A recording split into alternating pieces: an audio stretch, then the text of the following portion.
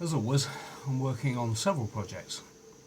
This is part of one that I'm doing, and so I'm trying to camouflage this Spitfire with maps. Just an idea. But last night I set another Spitfire model into silicone rubber, just the bottom half. So this is encased in plasticine, new plast from MF fiberglass, or MB fiberglass I think it is, and I'm just going to release it this morning to see what it looks like.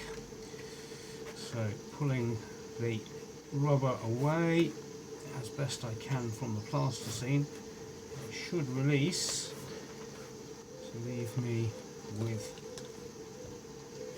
an interesting bottom half of a Spitfire. I hope, anyway. It's all trial and error for me. I think I know what I'm doing. Typical bloke, I don't read the instructions.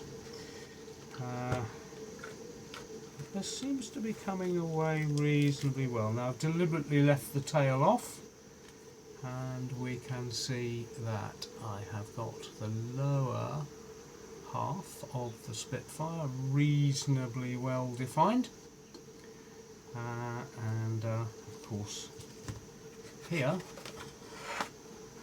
is the model itself.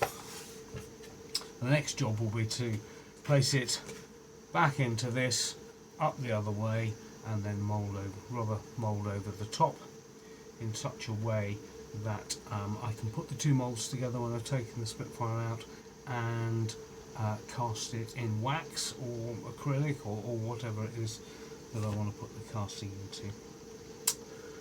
So that's that. Catch you later.